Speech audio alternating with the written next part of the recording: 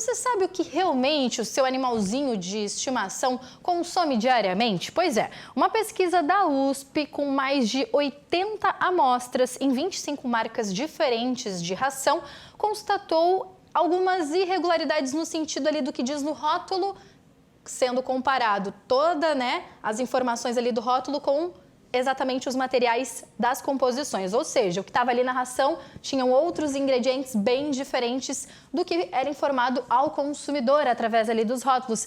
E eu acho que a dúvida de muita gente, aqui a gente recebe hoje a doutora Nayana Perobelli, que é médica veterinária. Doutora, acho que muita gente tem essa dúvida realmente, O que está sendo consumido pelo animalzinho, os nutrientes, a pesquisa aí, a gente já pode ter um norte, aponta, de alguma certa forma, que há muita incoerência, Boa tarde, pode falar um pouquinho pra gente? Boa tarde.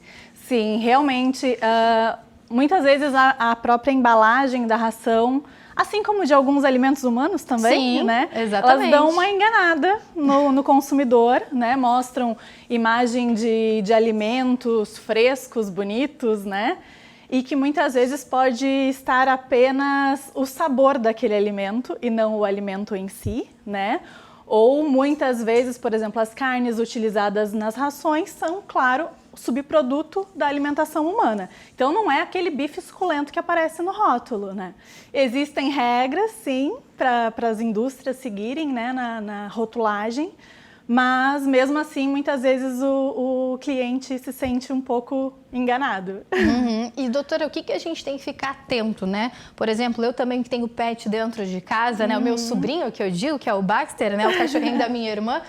O que a gente tem que ficar atento mesmo, na hora que for fazer a compra de algum produto, de uma ração ou um petisco também, quais são os nutrientes que a gente pode observar ali que são nutrientes chaves ou determinados ingredientes que podem sinalizar perigo, para todo o sistema digestivo do animalzinho? Sim. Bom, primeira regra é sempre virar a embalagem e dar uma lida geral nos ingredientes.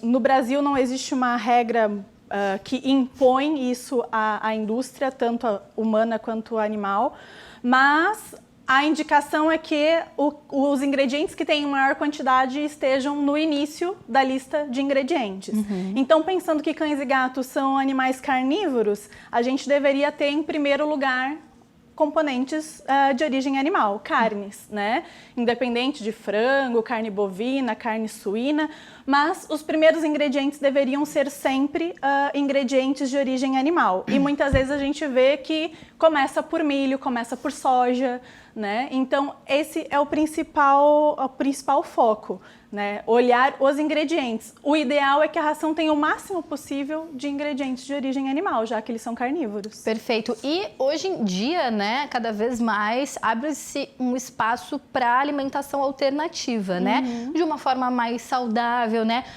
Quais são as opções que existem hoje em dia, além propriamente já dessas diversas marcas de ração, que também apresentam aí um cardápio bem variado? Sim. Então, além de rações, que hoje no mercado a gente, felizmente, já tem algumas rações mais próprias realmente para os carnívoros, A gente tem a opção das dietas caseiras, de alimentação natural, que a gente chama dieta caseira. São várias nomenclaturas dadas, Mas, enfim, é você mesmo cozinhar para o seu cãozinho, ou já existem empresas que fazem os alimentos frescos para cães. Qual é o principal cuidado que a gente tem que ter? Essa dieta tem que ter sido formulada por um médico veterinário ou zootecnista que entendam, que tenham feito cursos, que saibam realmente como calcular uma dieta para o cãozinho, porque dá só, por exemplo, arroz com carne e alguns vegetais é desbalanceado, precisa de suplementação. Assim como as rações são suplementadas, a dieta caseira também precisa ser suplementada. Então o cão sim pode comer alimento fresco, não pode comer o resto da comida do tutor, Com certeza. A comida tem que ser feita pro cãozinho, pro gatinho, calculado para ele e suplementado de acordo com a necessidade individual. Uhum. Já que o assunto é alimentação de pet, dicas aí, alertas, Que tipos de alimentos diretamente para nós humanos não podem de jeito nenhum ser consumidos pelos pets? Sim. Porque às vezes a gente fica com pena, quer dar um pedacinho disso ou daquilo. Sim. Então, o maior perigo da gente dar a nossa comida para os cães é a cebola. né? A gente usa muito cebola para temperar nosso alimento e a cebola ela é tóxica para cães e gatos, né? Ela pode causar anemia em cães e gatos.